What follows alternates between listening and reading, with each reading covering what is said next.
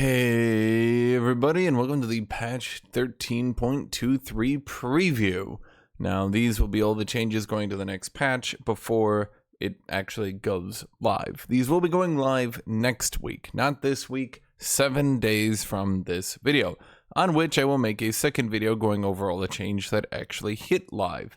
For this video, we have the overview on these changes from Riot Funkson, talking about why they're doing these things, as well as the changes themselves. It's not the largest patch, but I guess we'll make up for that by going more in depth into the different changes here and why or why not they should be happening. Yeah, I was gonna talk about a few things yesterday, but I eventually decided that, like, when I was going over the large changes, I sort of just focused on Riven, and Riven ended up taking like 2/3 of the video. So then I made that its own video, and this will then be a video. So for this one, I'm not going to be talking much about Riven because, to be blunt, I already have an entire video for like 40 minutes going over those changes. So if you want a video on the Riven changes, go look at that one. For this one, I'm going to be talking mostly about the other changes, trying to go more in depth about that. Okay. So, Ori, Syndra. Now, these are champions that aren't being buffed or nerfed. He's just talking about them because they're not being buffed or nerfed. While these champs are undoubtedly strong for elite players, some champ has to be the strongest, which is true. You don't want, like, a train, not even a train, what's the right way to put it? You know when, like, you fill a glass with water and then, like, whatever water is at the top just flows out? You don't kind of want your balance to be like that, where you're just constantly, like, whenever you nerf someone, like, new stuff like rises to the top and then you nerf it, then new stuff rises to the top and you nerf it. You know, that doesn't really lead to great balance and can end up with lanes just kind of generally being underpowered. For example, this happened to top lane for years and years. Anytime a top laner would become relevant or like the best top laner, they would nerf them. So then rather than like what's the right way to put it, bringing up the other top laners, they would just like repeatedly nerf whoever was strong on top. Now we've seen this with Aatrox. If you look at Aatrox, it would be very clear, and I think most people would agree, wow, he's the most popular top laner and his win rate is really high, he should get nerfed. And then as we've seen these recent patches, that his win rate has started to go down a little bit. Maybe it'll go back up, maybe it'll go back down, I don't know. But I think the point is that as we clearly saw with Renekton, when Renekton was the best top laner, he finally, you know, I shouldn't say finally, but he got nerfed. So then he fell off, right? But like, so what's next? So then do you nerf Aatrox? Great. Okay, so then we nerf Jax. Okay, so then we nerf Garen, Darius, right? So I do agree, some champion does have to be the strongest, and just repeatedly nerfing whoever's on top is not going to lead to great gameplay. With that said, though, I do think it's pretty obvious that Orianna and Syndra are fairly dominant in the meta, and unlike Aatrox, who falls off a bit harder and harder as you rank up due to more people knowing how to counter him and play against him, unlike those, Orianna and Syndra only get more popular, only get more banned, only get more played as you rank up. Personal opinion, I think Orianna with a 19% pick rate, 27% ban rate, 50.76% win rate, I think she could afford to be hit a little bit. Syndra too. I think if we look into Syndra here real quick, I just want to go over this really quick. You know, just really fully respond to this before I move on with my life. But if we look into Syndra and we look into her patch history, they did do a change a bit back ago where they gave her more damage on her Dark Spheres. Then in this patch, they gave her more attack speed. That smooths over her auto attacks, sure, but a buff is a buff is a buff is a buff is a buff, right? A buff is a buff. It doesn't matter if a buff is a buff is a buff, right? Like a buff is a buff. Like, you know what I mean? A buff is a buff. So if Syndra's already one of the more popular top laners and then she gets buffed, great. Now, we could also deal with Sylas, and then you're probably saying to yourself, oh, well, we're causing top laners, the best top laners, to get nerfed, right? But there's a clear issue, in my opinion. I think it should have been Orianna, Syndra, and Sylas, by the way, because Sylas is like kind of been like a huge issue for a long time. I think these champions are like clearly dominant in top lane. I don't think top lane as a role is struggling. Not really. It does have a large variety of champions that can be played. Probably the most diverse role in the game right now. But I think one of the issues is that because we have these 3 champions just sort of lording over everyone and being that strong, that it causes all the picks to kind of converge here. Now, is it as bad as bot lane with their 31, 22, 15% insanity pick rates? No. But for mid lane, 19, 14, and 12% pick rates, you add all these up, and this is a lot of champions. This is nearly 50% of picks are being eaten by these 3 champions alone. And I think in that situation, it's getting pretty bad. I mean, if we compare this, for example, to top lane, you can say it's a similar situation. Sure. And in this similar situation, we're bringing down K'Sante. At some point, should they maybe look at Aatrox? Maybe. His passive going to magic damage has clearly... it made a lot of his matchups way impossible for his opponent. But, you know, for now, at the very least, I think that it's pretty clear that...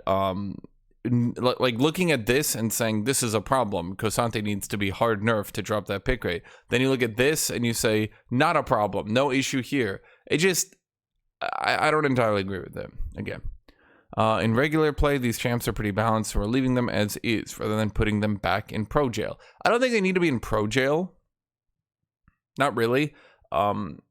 Here's my personal opinion. I think if you nerf some of these champions like a little bit, like let's say you take 5 damage on Syndra's Q, let's say an Orianna, you just like remove a little bit of her early game damage, or, you know, nerf some movement speed and slow on her W a little bit. I think that alone can cause their counter picks to be more powerful. And not even their counter picks can just cause them to be less dominant in matchups, to be less powerful. That drops their pick rate. Now, obviously, the idea... Let me be clear here. The ideal isn't like you don't want these champions to be dead, right? But just a little bit of a like a bap on the head, right? Like a little bap, just lowering their pick rate a little bit, right? It can be good. I'm not saying like, sure, if their pick rate drops to 17 or even 16%, but they keep the same win rate, right? Just dropping their pick rate a little bit, dropping their ban rate a little bit, can diversify the game. I think, you know, to be blunt, sometimes Riot doesn't really understand that diversity can be achieved not through just obliterating a champion, right? So let's use top lane as an example. They diversified top lane by just kind of obliterating Renekton. And because of that, yeah, his pick rate went down a lot. And you know, I guess to be fair, they didn't really obliterate Renekton. And just dropping his magic resist by 4, which, by the way, I don't think was the best change. I don't think just making him have harder counter picks was a good change. But I think at the very least what it did mean is that if Renekton is on a lower pick, that does diversify top lane, right? Like, he's still being picked a lot, but it just made it more diverse. Okay. They'll be a bit strong in at least for the last 2 patches of this year. And I don't think there's like a downside to just like just, you know, you don't need to kill the champion, right? Like, they're not like at that tier where it's like, oh my God, they're just completely dominant. No one can stop them, right? But like, there is a clear issue with Orianna right now, in my opinion. There's a clear issue with Orianna where she is overtuned. She is overtuned. And as we clearly see with this pick rate and ban rate, at least you can make an argument for Syndra that she needs to scale, but Orianna is way too dominant in the laning phase and is way too dominant overall, and just the pick rate and ban rate is just way too high. Even in solo queue. Yes, even in solo queue. Right. Okay, I'm going to move on from this topic now. Janna, we've previously reverted a W cooldown buff last second in dev, so we're restoring it here and adding a bit more punch to her harass. Overall, she's directionally looking better in her more interactive shape and will hopefully be in a better spot when she has the power to back that up. Okay, this is really dumb, what they're doing here. Let's look at what they're doing to Janna. Janna, the passive damage from movement speed is going from 20 to 35% to 35% flat. Then her W cooldown is going down. Then her ultimate cooldown is going down. When we look at these changes, you might think that this champion's probably like a 48% win rate, right? Without knowing off the top of your head, right, chat? Without knowing, give me a comment, give me a thought, right? Even if you don't write a comment, just get a number in your head. What do you think the win rate of this champion is that they're doing a buff to her early game passive, buff to her W cooldown, and buff to her ultimate cooldown this hard, right? Like 20 less seconds on ultimate. Just give me an idea. Give me a guess here what you thought Janna's win rate is, knowing that they're buffing her this hard. Especially knowing that she just got reworked and her win rate will continue to climb as more and more people learn her rework.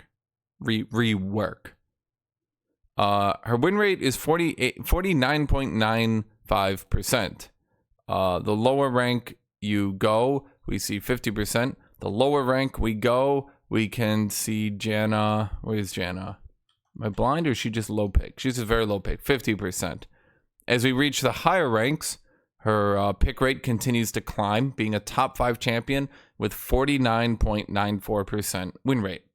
Now again, this is a champion who just got reworked, and more people will start to learn the champion, start to learn the mechanics, and start to learn how to play the champion. It's pretty clear that at the high ranks, she tends to be better, and at the high ranks, her pick rate grows immeasurably to being a top 5 pick.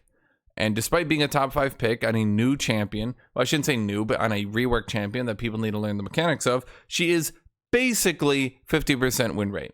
So we have a basically 50% win rate champion getting across the board buffs. In addition to that, they're changing her passive to be more high rank oriented, because as you guys know, or at the very least, I'm going to keep reminding you, high rank values the early game more, low rank values the late game more.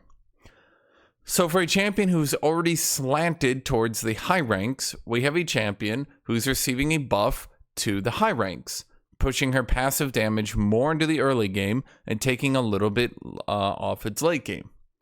So she's already doing, again, let me double down on this. She's already a high ranking pick, and they're buffing her for the high ranks, buffing her for every rank. Now, to be blunt, to be clear, there is no way after this change, in combination with more and more people learning the champion, in combination with these large buffs, there's no way that this champion doesn't go to a 51. Hypothetically, I could even say this, maybe even a 52% win rate, okay?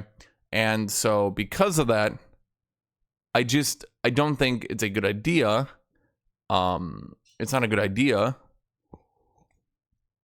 to do this large buff. Okay. Riven, her Q damage is going up, and her R damage is going considerably up. For those of you guys who don't know, this means that Riven's ultimate will go from a 20% AD modifier to a 25% AD modifier, in addition to getting 5% more AD on every single Q. This is a very, very, very, very large buff. I don't think there's any way that Riven gets out of this without going to like a 52% win rate. I think Riven players, as always, are dumb. Riven players are amongst the dumbest players in all of League of Legends. A champion with a high 50% win rate and a decent pick rate, getting a buff this large, has nowhere to go but a 52% win rate. Quote me on that. I'm gonna wager it, okay? Because here's the thing, guys. Buffs on Riven tend to be magnified because she has no counterplay. Because, let me put it this way.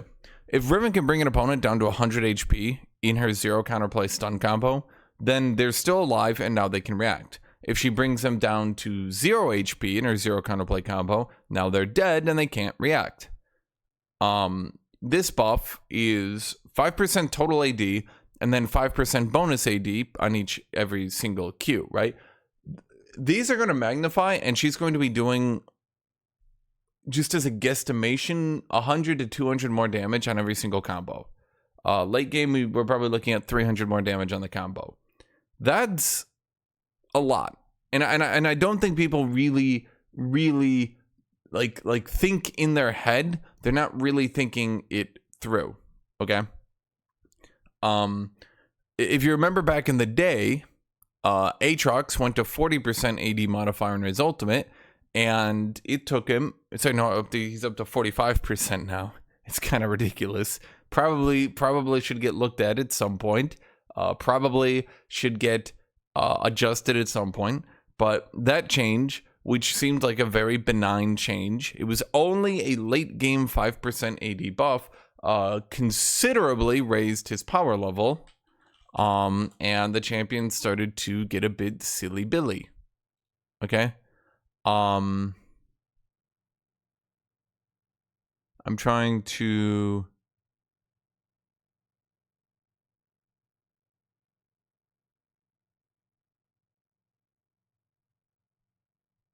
Yeah. So anyway, so I was trying to look it up, but it's like pointless. Anyway, yeah, it just 5% more AD. If you have, let's say, 200 AD, that's 10 more AD. Every single hit, every single auto attack. Now 10 more AD multiplied by her passive. Okay, so great. Now every single Q is doing more damage. Now every single passive is doing more damage. To be honest, I think that 100 to 200 damage is pretty good. And if a champion lives long enough to be hit by multiple Qs, we're talking 300, maybe 400 more damage. These numbers add up. These numbers are small, but small numbers add up. Okay. Buffs to improve her general power level without committing her long-term shape one way or another, since she's very dependent on items. We're waiting to see how the item update affects her. This change is more oriented in buffing her spells. So I guess my question is, why not push these buffs more for the late game? If your true question is like Riven is weaker at the low ranks, then why not push these buffs more into the low rank? Why not keep her rank 1 ultimate the same? Maybe push her rank 2 and rank 3 ultimate to have the higher AD ratio. Why not push her to have more AD per level, like passively, instead of pushing up her AD ratio on her Q, right? Like, these would be buffs more oriented towards the late game and then more oriented towards the low ranks, right? Why not remove some of her combos that, or at the very least, put into the baseline kit, like fast Q? There's no point at this point, in my opinion, to keeping fast Q gated onto dumb stuff, okay? It's stupid. It makes no sense to me. Okay. Trundle. Trundle's been weak for a while. Yeah, because you killed him. This buff looks to increase Sheen synergies and make trading and pushing out waves in top less of a strain as resources. Fair enough. I don't really see an issue with that. Trundle's a boring champion, but boring champions, so long as they're not overtuned and, well, to be blunt, Trundle has about as much chance of being overtuned. Wow, he literally does not even show up in top lane anymore. Does he show up in the jungle? Holy crap! He literally does not have a 0.5% pick rate. He does not have a 0.5% pick rate in either role at the high ranks anymore. Okay. So what are they doing? 80 growth from 3 to 4. That means every level. Although remember, your stats, you get like 60% of your 80 growth early game and like 160% of your growth, or sorry, 140% of your growth late game, right? So like early in the game, you're going to be getting 0.6 damage a level. Later in the game, you're going to be getting 1.4 damage a level. Everybody get that? I just want to say that. Okay. So 80 growth from 3 to 4. So Trundle will have 17 more damage at level 18, which is a good chunk. I mean, as I just showed you on this Riven stuff, that adds up, right? Like 17 more damage on every auto. Then Divine Sunder is going to bring that to like 30 more damage every Divine Sunderer. So then if he hits you with the Divine Sunder, that's 17 plus 30. That's 47 more damage on a level 18 Trundle Divine Sunderer. Again, these numbers are small, but small numbers add up. Riot is often bad with small numbers because they think like, oh, just a little buff here, oh, just a little buff here, right? Like, they don't think like, okay, but wait a minute, right? So Trinity Trundle, in addition, will do 10 kerpluffles of damage, but Divine Sunder Trundle will still be doing about 47 more damage per Q into late game, which is a decent chunk.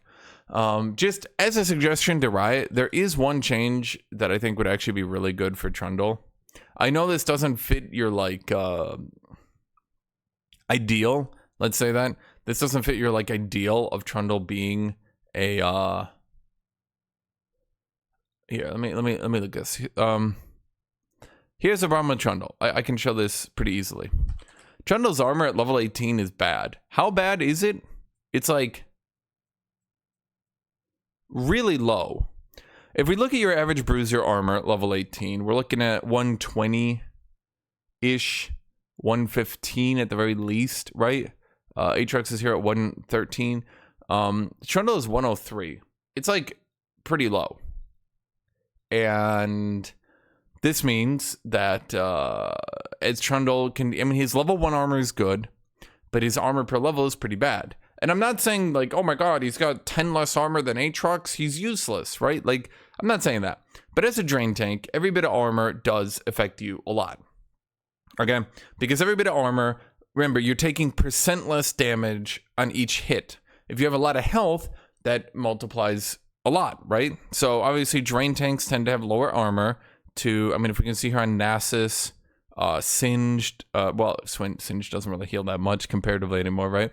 But like we look at Kayn, Swain, Aatrox, Fiddlesticks, you notice how like Zac, all these champions who heal are like at the lower end. But then we look at like the higher end, what are we looking at here? Like Urgot with 128, Yorick with 127, Darius 127, you know, Pantheon 124, right? Like these champions tend, I'm not saying it's like 100% a rule, but like drain tanks tend to have lower armor. So they don't want like, they don't want Trundle building like a Divine Sunderer, maybe even an Iceborne Gauntlet or something like that, then just kind of out healing you wackily, right? Like they don't want him to do that.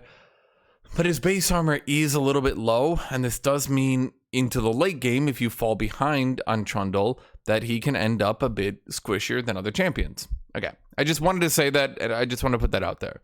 So his AD growth is going up by 1, which is a fairly significant buff. His Q mana cost is going down from 30 to 20. Now, this is significant because this means as he starts to clear the wave, he will run out of mana less. But they could just straight up do, because this has been an issue in the past, they could make his Q mana cost 40 and then entirely refund it if it kills an enemy, so that he can push the wave fairly, but like his mana cost on killing champions is like a little bit higher. So it kind of like Trundle can clear the wave now and split push, but he can kind of also run out of mana still by fighting champions. That'd be one way to do it. I mean, just pushing it to 20 is fine, I guess. But for champions that have to like spam abilities to push the wave, this 20 can add up. Because like if you think about it, like if I'm playing Talon, right? Like hypothetically, let's just say I'm playing Talon. I wouldn't, because I don't really play assassins anymore. But if I look at like Talon's Rake, we're looking at a mana cost of, what's its cost? Am I blind? Oh my god, there we go, 50 to 70. Now the problem here is this means Talon walks up to the mini wave W, 70 mana. Trundle walks up to the mini wave, nyar 20, nyar 20, nyar 20, nyar 20. Maybe he uses a W to clear it faster, right? All of a sudden, we're looking at the dude spending over 100 mana to clear a minion wave in the early game. That is a lot. And we've probably noticed, now to be fair, sometimes mana does impact your ability to be balanced. If Trundle does heal too much, and if he's too good at trading, then keeping him mana gated, like Darius, can be a good way to ensure that if he's taking bad trades or just all-in spamming over and over again, that he runs out of mana. And then he runs out of mana, and his opponent can abuse that, right? But Trundle, right now, I don't think he's really doing that good in any situation. And, yeah. Azir, not mentioned here, the on-hit changes to Azir. Okay, so I loaded this up because I think these changes are really bad, because I don't think Riot is like doing basic math. So if you look this up, I think a problem here is they're literally not doing basic math. Okay, so he now applies on hits at 50% of the value. He's losing 8 damage from his rank up on W, and he's losing 15 damage from the levels. So overall, he's losing 23 damage on his W. The AP ratio on his W is also going down by 0.05. But he now applies on hits at half their value. Now, if we look at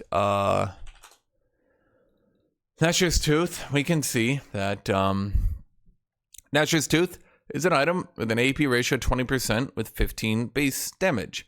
So he's losing 23 damage, but that will be mitigated by 7.5. Okay, so he's really only losing about 15 damage. But then he's losing 5% AP ratio, but then he's gaining 10% AP ratio. So the problem here is like early in the game, this will be a buff, and later in the game, this will be a buff. At no point at all is this a nerf at all on a champion who's completely competitively top tier, at a champion who's extremely good on basically every patch, who just has a lot of jank mechanics that your average player just does not understand. Nashor's Tooth, with a pick rate of 56%, is blatantly his most picked item. While it's not always picked, it is picked the vast majority of the time. Okay? This change, although it makes him feel better, kills his itemization options because there's only one on-hit AP item. There's Lichbane, I guess, but we all understand. Like, we all know Nashor's Tooth is going to be the item he builds, right? Like, is anyone pretending? Is anyone sitting here like, oh man, I wonder which on-hit item Azir will build now, right? Like, is anyone truly like, oh dang, which one's he gonna go? Like, come on, right? Like, come on, we all know, right? So obviously, it's gonna be Nashor's Tooth. We can all agree on that, right? Okay, so Nashor's Tooth is gonna be win rate 50%, pick rate 56%. Okay,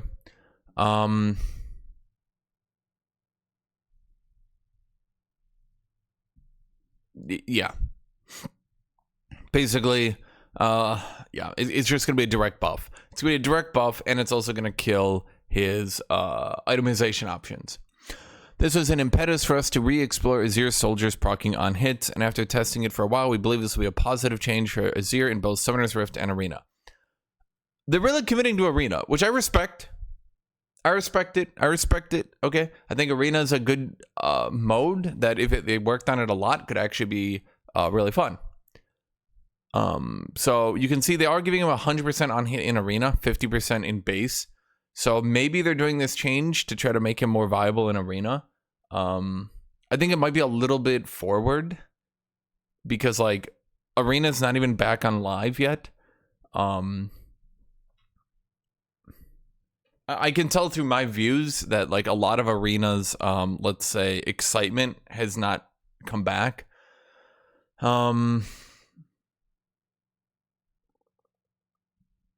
Yeah, so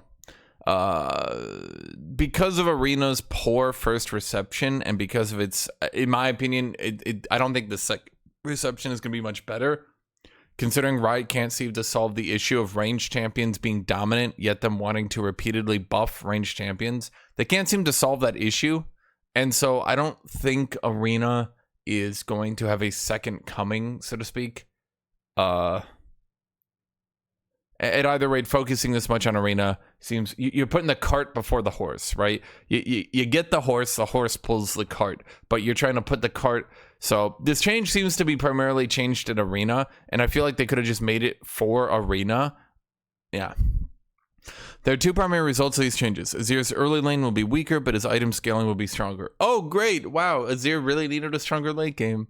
Azir's builds may be less diverse, which why does Riot, like, sometimes they make builds diverse and they're like, yay! Sometimes they make builds less diverse and they're like, no! Or I guess also yay. Oh, both situations are yay. More diversity, yay. Less diversity, also yay. Okay. But I'll have a higher fantasy and synergy with his core items and Nashor's, and now potentially Lichbane.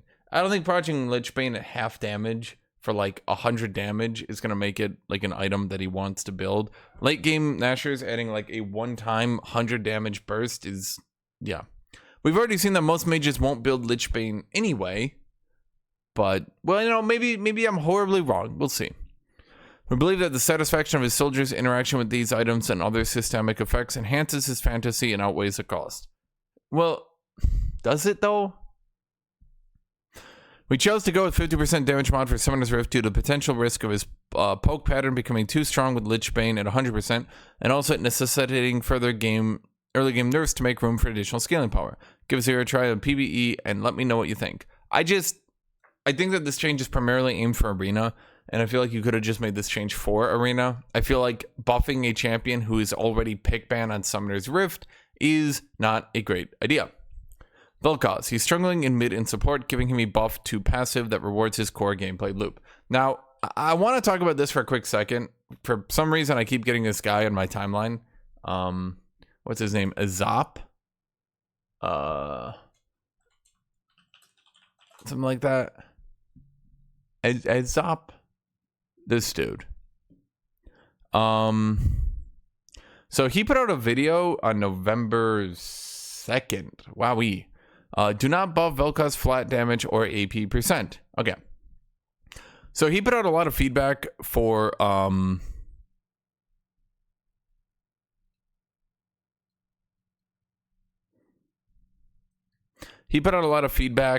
this is the post I'm looking at. I saw this post.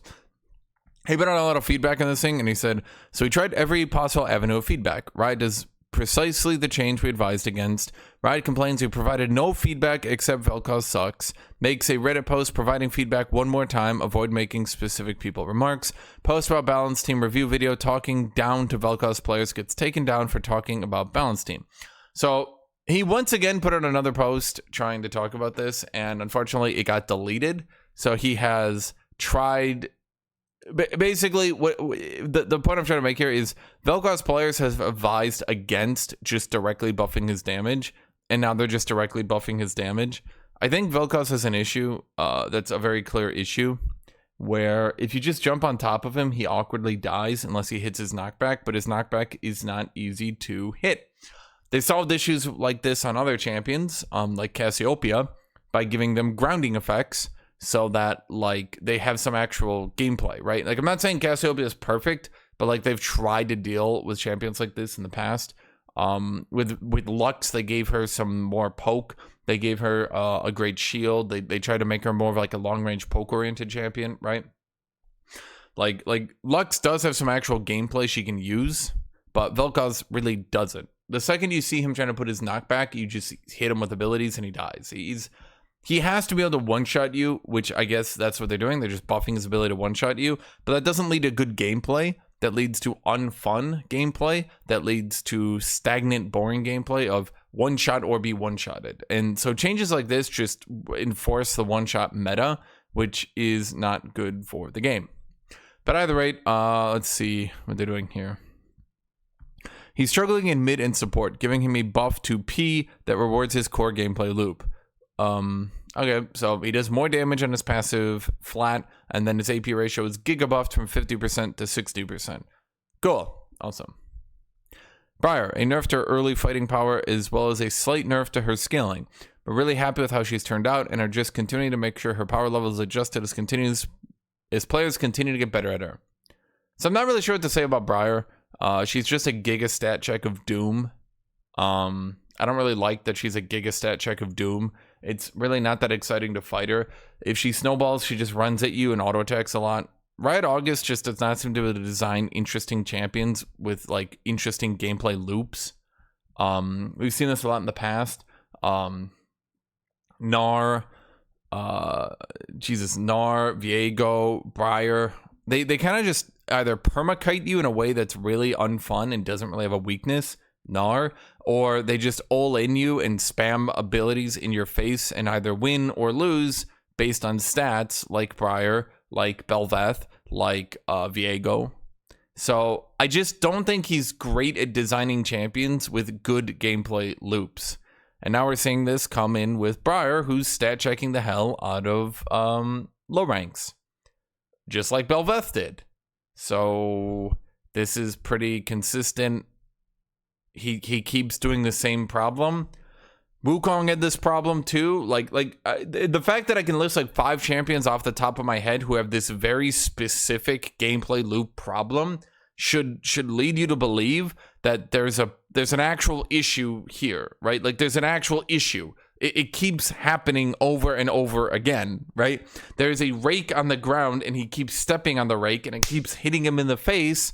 And he keeps going, dang, how did that happen? Steps on rake again. Okay? So, her base health is going down by 20. and her W missing percent health damage is going down from 10 to 9, 3.5% AD ratio to 2.5% AD ratio. Okay.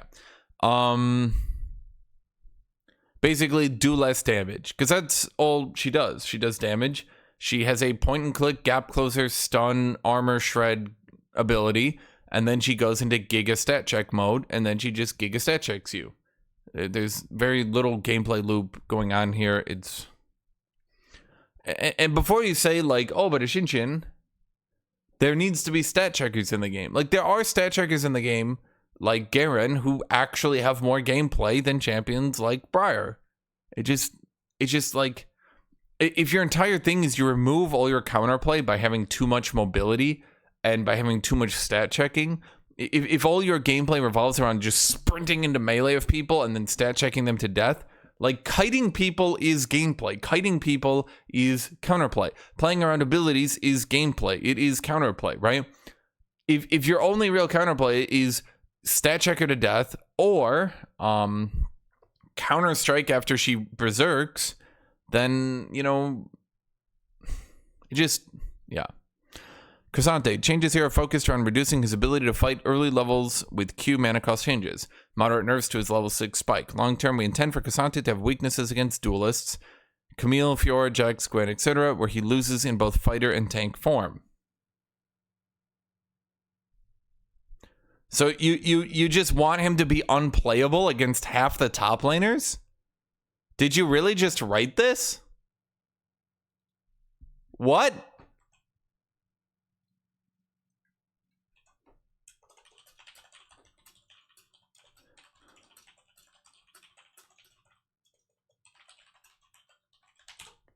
I don't understand. How is that fun? How is that fun? I'm so confused. What? So you pick K'Sante, they counterpick you, and you just automatically lose? Game's over? Half the goddamn roster of top lane just completely destroys you? Even if you ult properly, even if you use your abilities properly, you just automatically lose? I don't understand. How is that fun? So he's just a dead pick after this. I'm not going to want to play a champion like that. Are you? Be honest. Even if you hate K'Sante, be dead honest with me now, chat. Be dead honest. Leave me your thoughts here, okay? Write me a question. Write me a comment, okay? Do you really think... would you play a champion who just dead ass loses to like half the top lane roster? Camille, Fiora, Jax, Gwen, etc. So any champion who melees him, he just hard loses. He just dead 100% pick. Don't worry, guys. If they pick Aatrox, Jax, Yone, Darius, Garen, Renekton, Fiora, oh, he can beat Chase. He can beat Malphite. Set, Camille. He beat Ornn, Gangplank, Nasus, Irelia, Rumble, Gwen, Illaoi, Riven. Oh, he can beat Gnar. So he beat Sion. Who would pick him? Is he just a counter pick to tanks? Is he just a counter pick to immobile champions who can't fight back? What does this mean, Riot? What did you mean by this? His strong level 6 was giving him too much leeway in these matchups, but his shape overall is looking promising. Through those Q nerfs, we're trying to make his tank form have a bit less damage, so he's not as threatening all the time as more windows to play against. What? Okay, I didn't actually read that gameplay. I didn't actually read this until just now, and I don't understand what they're doing with K'Sante anymore. Is he just like another Ornn now, where he just loses every matchup and scales into a team fighter? And you think that champion will be popular? And you think that champion is even worth keeping in the game? We already have a weird, awkward tank that needs to play back and do nothing in 90% of matchups and scale into team fighting. It's called Ornn. We already have that champion. So now we need a second? So, okay, I guess his laning phase is dead. His Q mana cost is going from 15 to 28 to 20. Yeah, surely this will be a viable champion. His Q damage is going down by 20 at rank 5 as well. Okay. His E shield is being nerfed also. The health ratio is going from 15% to 10%. Okay. The amount of damage he gets in his ultimate is going down. His passive amp is going from 45 to 75 to 30 to 78. Just another giga nerf in the early game. Then his ultimate damage is going down by 5 flat less. So, now what? Now what is fun about this champion, right? Like, what is fun about K'Sante after this? He just automatically loses every lane, and then you try to team fight with him. You just try to go for like the 3-man, 4-man W into Q double stun. And that's it? That's your entire gameplay? I'm so confused. Is this it? This is the best you could think of? Okay. I'm going to move on before I just sit here and talk about this all day. While we intend for Naafiri to be a champion that's great for regular play, she's getting a bit too much throughput from her packmates. Average players are less likely to play expertly around them when they're playing against her. We're reducing their strength here slightly to increase the relative importance of hitting Q to have success. So, Naafiri is too strong at the low ranks because people don't dodge her dogs. So they're nerfing her passive damage flat, from 6 to effectively 30 damage to 5 to 25 damage less. Then they're also nerfing her E damage, a 5 to 25 damage nerf there as well. Okay.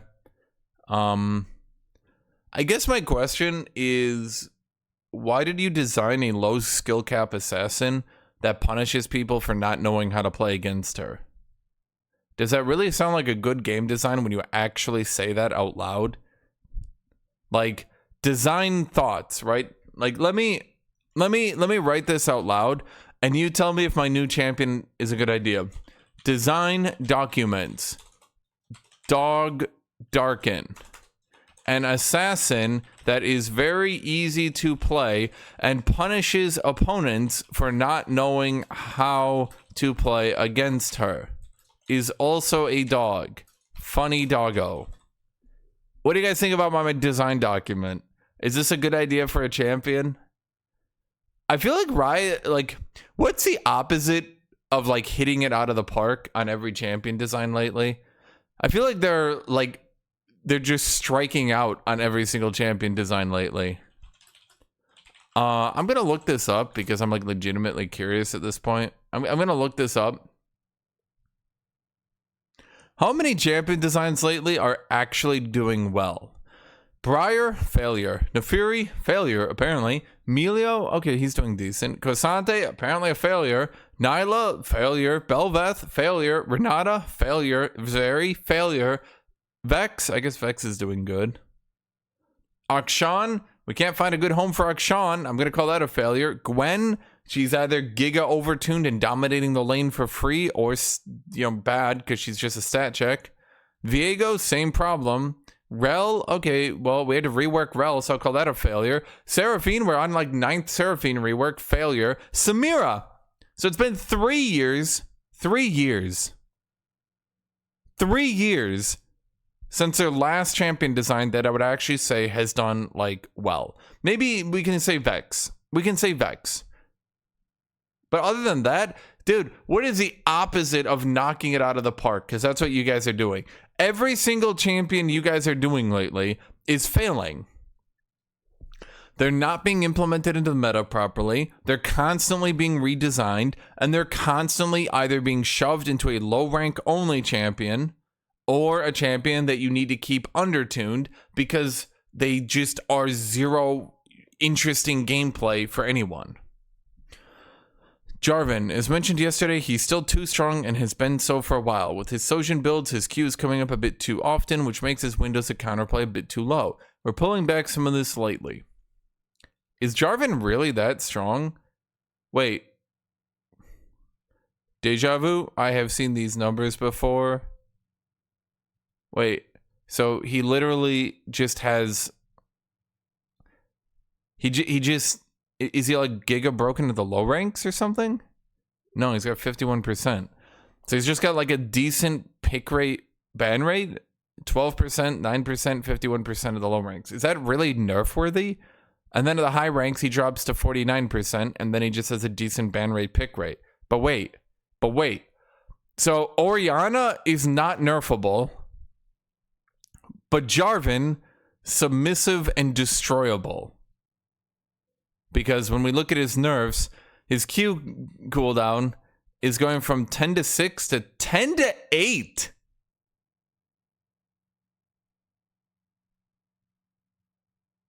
That's 30% less Qs.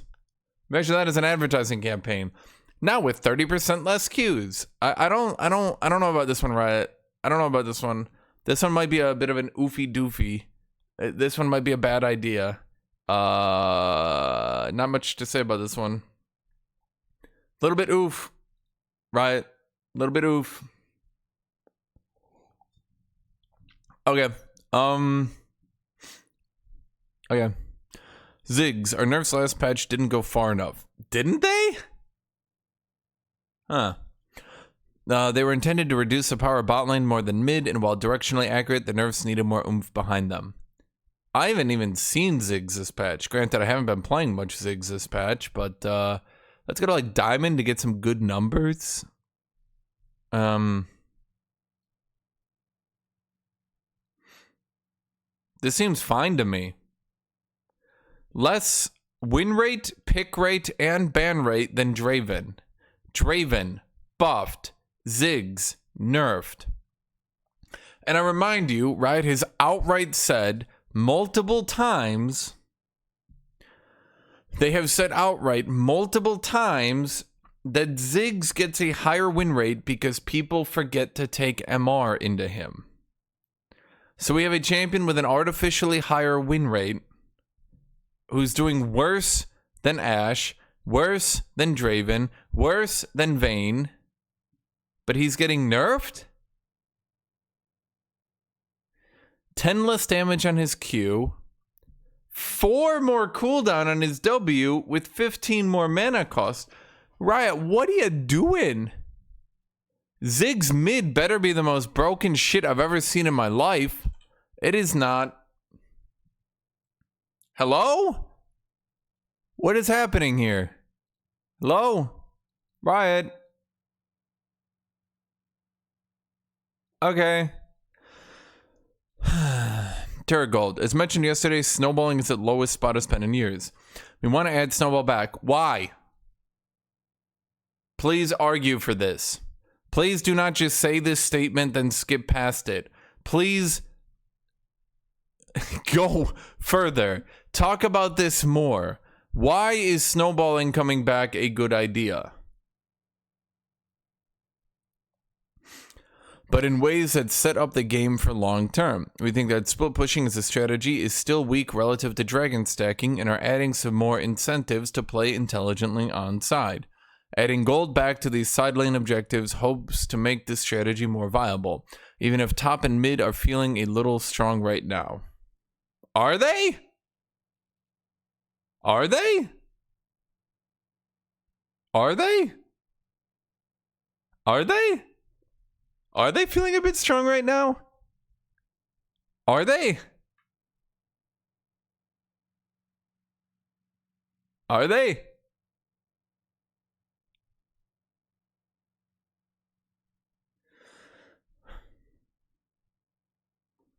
Okay. Turret gold. T2 turret gold. So the second turret will give 125 more gold to the champion itself and 125 less gold spit globally. That's literally what I suggested was going to happen. I knew that was going to be the exact change. Quote me because I did say that. And then the tier 3 gold is going to give 325 more gold to the champion and 125 less gold globally. So the tier 3 turret will be worth 200 more gold. Okay, I actually think this is a bad idea, and let me explain this. Losing the tier 2 turret was really bad because it gave a lot of gold to the champion who did it. Getting the tier 2 turret could kind of like snowball a game out of control because the split pusher would now just have way too much gold and it would kind of be a big issue. So this was a bad thing to happen, right? But you could reasonably sacrifice your tier 3 turret because it didn't give that much gold. Sacrificing an inhibitor turret or even an inhibitor to take a dragon or win a team fight was a play you could make, and it was a play I frequently made when I was behind and I could not reasonably keep in the game anymore. I could sacrifice these objectives knowing that I could recover from it. Giving 200 more gold to the split pushing champion makes these lanes, or I should say makes it significantly less viable to make this trade. Now, Riot specifically did say that that's what they want. Split pushing as a strategy is still weak relative to dragon stacking. So they do want you to split push more and for these trades to be less viable. They want it to be better to take a tier 3 turret and worse to take a team fight in a dragon, right?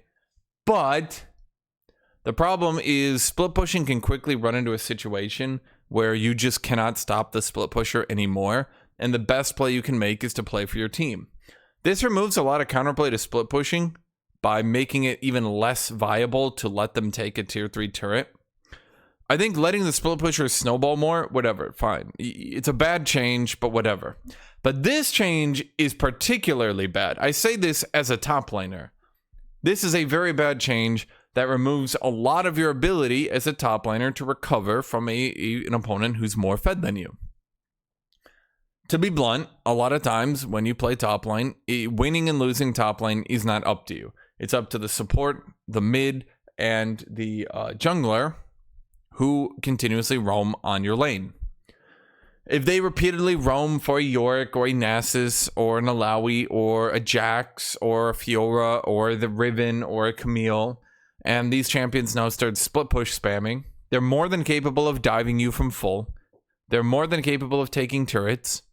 And now you're telling me that if I trade my tier 3, knowing that we can just try to hold the Nexus turrets, if I trade my tier 3, that's a really bad change. Or essentially a really bad play now, because now they'll have a lot more gold. You're telling me I can't make these plays anymore, and I'm looking at that and I'm thinking, so what do I do?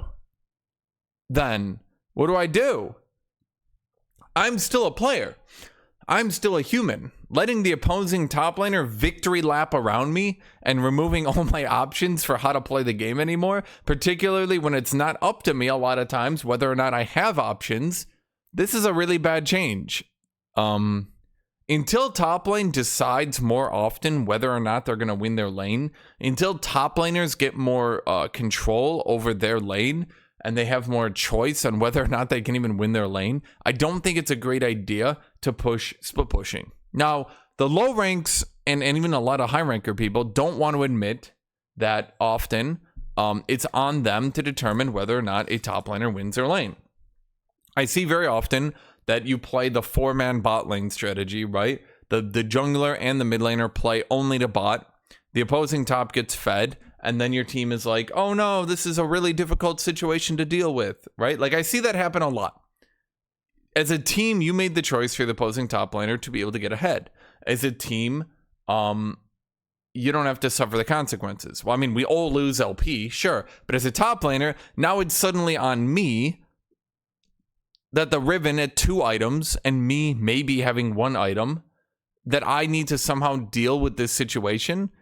It's not really a situation I can deal with, right? So I'm just looking at this change right here and I'm thinking, maybe not the best idea there, right, Arenos? Okay. So that is the preview for patch 13.23. Thank you all for watching. Thank you all for being here. Thank you all for sticking with me. Leave a comment, leave a like, leave me your thoughts on any of this. And as always, I hope you all have a great rest of your day.